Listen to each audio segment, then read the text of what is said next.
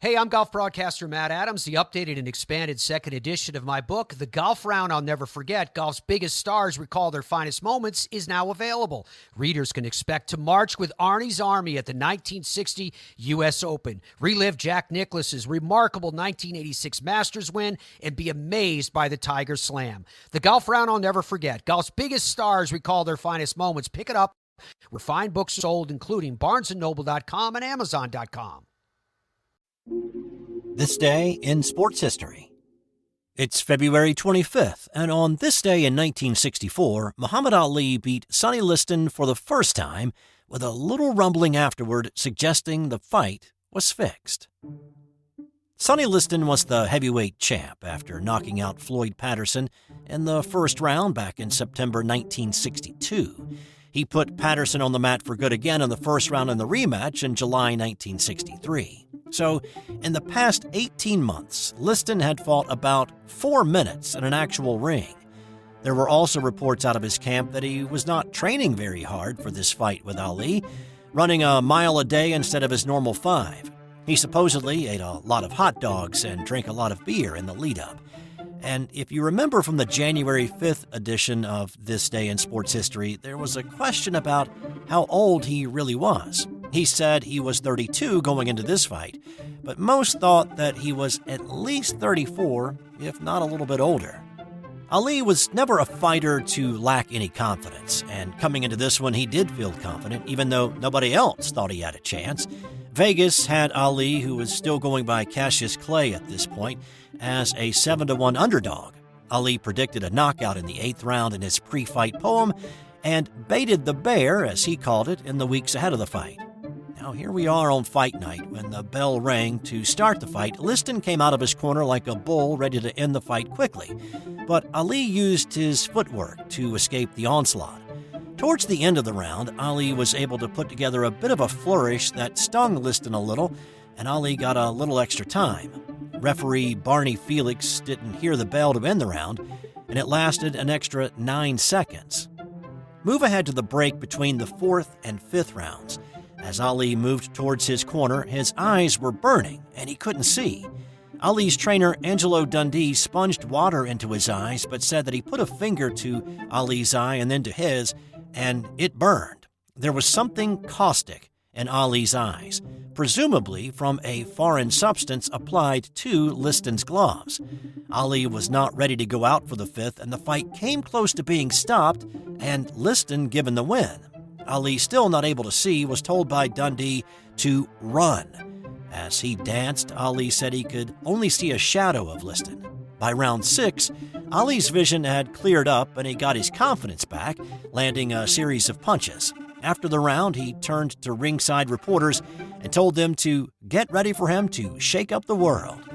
When the bell rang for the 7th, Liston did not answer the bell.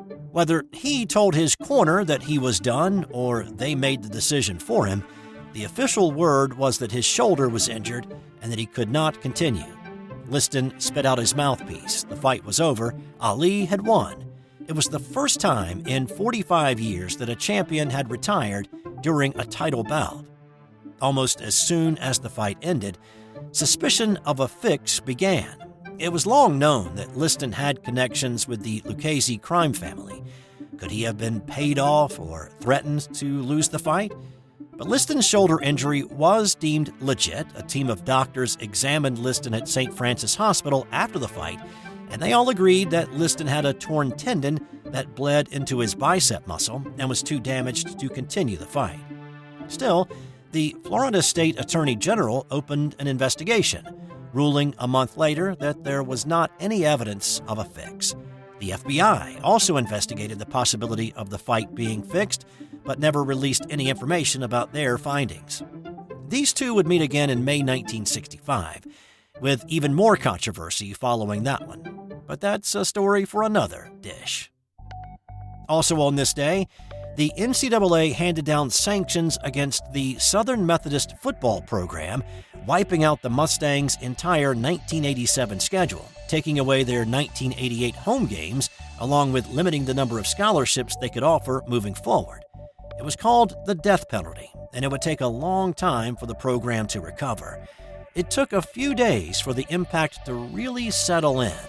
And I'll have more on this story in the February 27th edition of This Day in Sports History, when it became apparent to all involved with the program how tough it was really going to be moving forward. And in 1977, the movie Slapshot was released in theaters. That's all for today. More tomorrow on This Day in Sports History.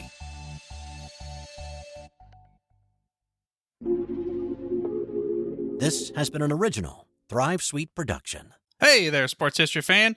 This is Arnie Chapman, a.k.a. the Football History Dude, and I hope that you enjoyed this recent episode presented by the Sports History Network and were able to learn some good old-fashioned sports history knowledge nuggets. I started the Sports History Network back in 2020 with the mission to help podcasters find a community of like-minded sports history nerds, as well as helping aspiring podcasters to start their own shows. We have a little bit over 30 shows on the network right now covering all sorts of sports history, but as far as I'm concerned, we're just at the toothpick in the ocean moment, that can't even figure it out because there's so much more coming. We wanted to create the ultimate headquarters for sports yesteryear, starting with Podcast Network and our website, but we're going to continue to move into other mediums as well. And here's the cool part, because we want you to be part of our team. So if you're interested in starting your own podcast, or maybe being a guest on one of our shows, or who knows, maybe even writing an article for us over on the website. Seriously, all you gotta do is reach out to us on the contact page over at sportshistorynetwork.com. You can be as technologically savvy as a Neanderthal tapping on a stone trying to figure out this whole hieroglyphics thing back in the day. Again, it doesn't matter, because even if you don't understand the whole podcast space, we have a production team that can pretty much help you out with doing everything. All you gotta do, head over to sportshistorynetwork.com, head to the contact page, fill it out. That message goes right to me, and I'll reach out to you as soon as I can. But for now, dude, I'm through if you're through.